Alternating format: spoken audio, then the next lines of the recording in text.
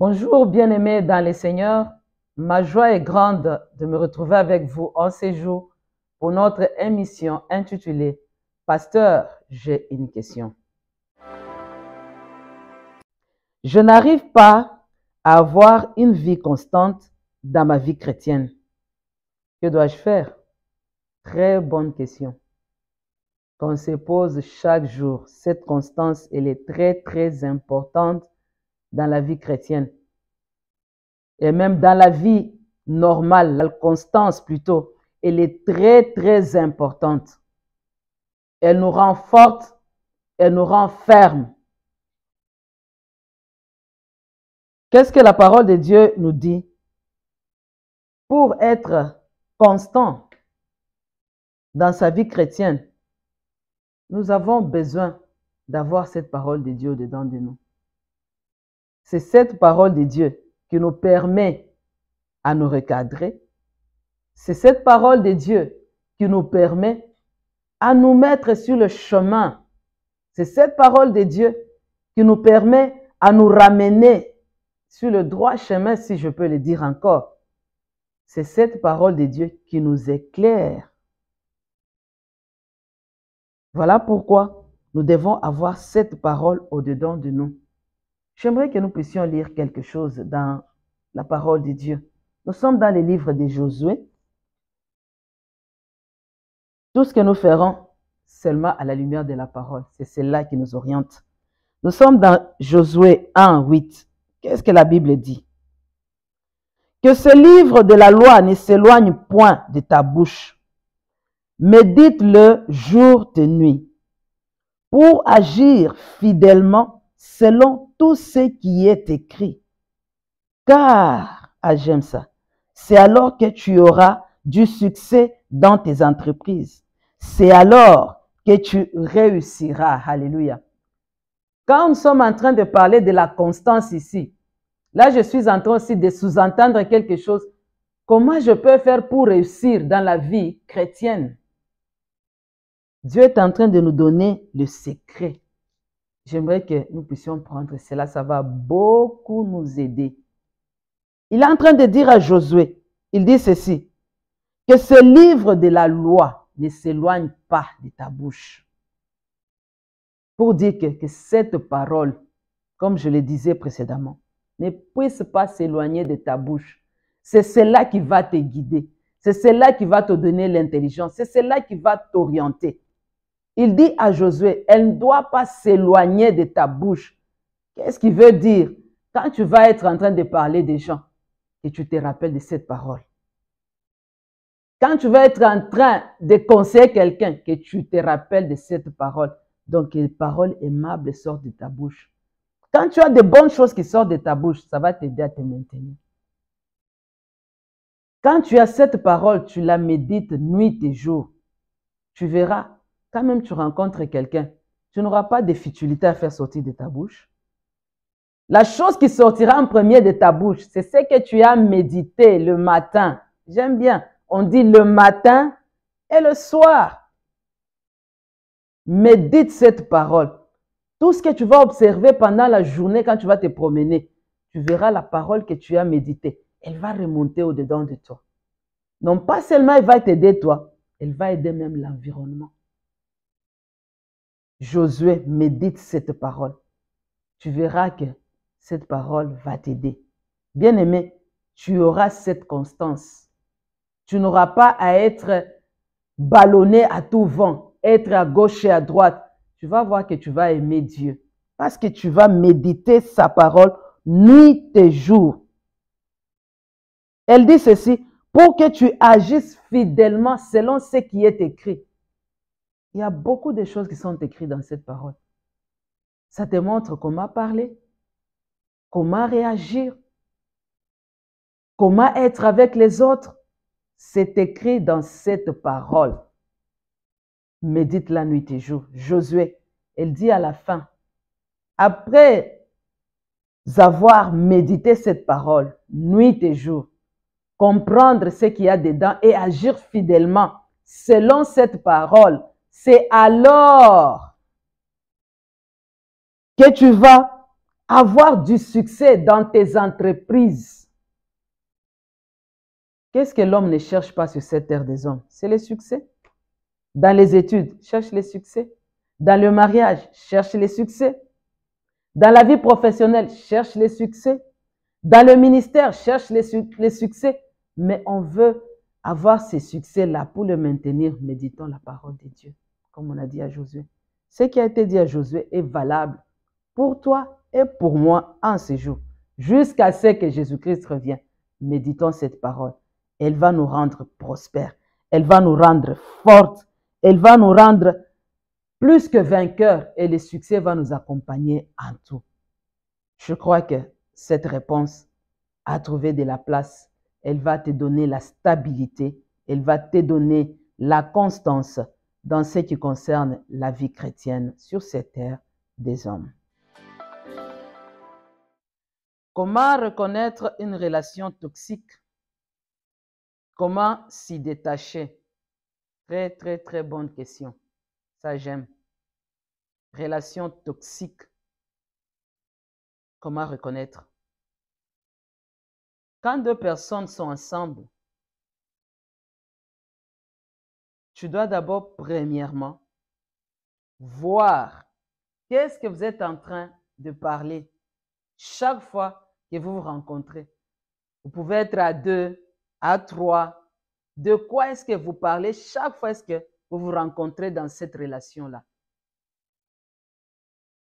La relation devient toxique quand vous vous rencontrez, vous commencez à parler de quelqu'un.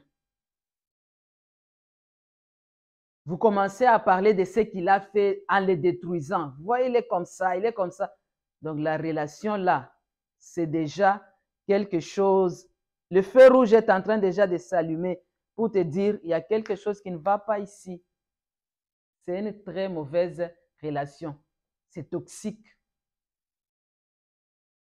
Si tu te rencontres avec quelqu'un, il a tout le temps des idées qui sont toujours négatives. Quand tu es avec la personne, il n'y a pas vraiment d'encouragement. Donc, la personne ne te pousse pas à aller loin. C'est toxique. Quand tu es avec la personne, tu dois te sentir, tu es épanoui. Et regardez encore dans cette relation que j'ai avec cette personne, qu'est-ce que je suis en train de recevoir de nouveau? Qu'est-ce que je suis en train de prendre qui m'aide à aller de l'avant? Qu'est-ce que je suis en train de prendre pour que ça puisse m'épanouir? S'il n'y a pas épanouissement dans cette relation, la relation, elle est toxique. Elle n'aide à personne. Elle ne vous aide pas à avancer. Elle ne vous aide pas à avoir des projets. Là, nous sommes en train de découvrir que cette relation est toxique. Ça peut être dans l'église, ça peut être là où tu travailles. Et surtout, nous les enfants de Dieu, nous devons vraiment éviter d'être réveillés. Parce que les relations, nous entrons en ça chaque jour. On peut être sur la route des gens qu'on rencontre, on se retrouve soudainement, nous sommes en relation avec ces gens-là. On peut être même en train de prendre le même taxi-bus avec certaines personnes, on se retrouve en relation avec ces gens-là. À l'église, on se retrouve en relation avec ces gens que nous rencontrons. Donc, nous devons regarder ces points que je viens d'énumérer. Si vous commencez à voir ces points dans les relations que vous avez, dites-vous, c'est toxique. Et ce qui devient toxique, ça tue. Ce qui devient toxique, il n'y a plus de vie. Voilà pourquoi la question est en train de dire, à la fin, comment m'en détacher? Comment est-ce que je vais sortir? Nous allons encore partir dans la Bible. C'est celle qui nous aide beaucoup. Là, nous sommes dans le livre de Psaume. Psaume chapitre 1er, le verset 1. La Bible nous dit ceci. Heureux l'homme qui ne marche pas selon le conseil des méchants et qui ne s'arrête pas sur la voie des pécheurs et qui ne s'assied pas en compagnie des moqueurs. Amen. J'ai énuméré ces choses bien avant. Donc, tu dois bien vérifier les gens avec qui tu es en train de marcher. C'est quel conseil qu'ils te donnent? C'est quoi qu'ils sont en train de mettre dans ta vie? C'est quoi qu'ils mettent dans ta tête? Vous savez, certaines personnes sont bonnes, Mais à cause des conseils qu'on leur donne, les personnes changent en mal. Mais la Bible nous dit ceci, heureux l'homme qui ne marche pas selon les conseils des méchants. Si dans ta relation, tu as une personne méchante que tu ne sais pas découvrir directement, mais par ses conseils, tu vas découvrir qu'il y a la méchanceté. Comme la parole nous dit ici. Heureux l'homme qui ne marche pas selon le conseil des méchants. Les conseils qui sont toxiques, qui ne s'assied pas avec les moqueurs, qui ne s'arrête pas sur la voie des pécheurs. Avec ça, nous découvrons que la relation, elle est toxique. Nous allons dans Galates 5, 22. Nous allons voir ce que la Bible nous dit encore. Galates 5, 22 nous dit ceci. Mais le fruit de l'esprit, c'est l'amour, la joie, la paix, la patience, la bonté, la bénignité, la fidélité, la douceur, la tempérance. Mais si dans ta relation, tu découvres que ces choses qu'on vient de lire, il n'y en a pas, dis-toi que cette relation-là, elle n'est pas bonne. Dans la relation, ça demande la fidélité, la patience, l'amour. Tu peux manifester l'amour envers la personne avec qui vous êtes en relation. Mais quand tu ne sais pas revoir la même amour te retourner, il faut te réveiller. Tu es fidèle, mais quand tu ne vois pas qu'il y a la fidélité qui te retourne, il faut te réveiller. La joie, la paix du cœur. Une bonne relation donne la paix. Mais quand tu sais que tant que tu es dans cette relation-là, tu ne sens pas cette paix, ça sonne déjà, il faut te réveiller. La dernière partie nous dit ceci. Comment se détacher? Moi, je crois que c'est vraiment simple. Quand tu découvres, comme nous venons de lire Galates 5, nous venons de lire Psaume chapitre 1er, tu ne découvres pas toutes ces choses dans votre relation. Ce que tu dois faire, c'est de te détacher. Comment? En disant non. Je ne veux plus continuer avec cette relation. Je crois que notre relation s'arrête ici. Dieu, en nous créant, il nous a donné la capacité de dire non. Vous savez ce qui arrive souvent? Les gens ne parviennent pas à dire non. Les gens sont là. Tu peux découvrir que la relation, elle est toxique.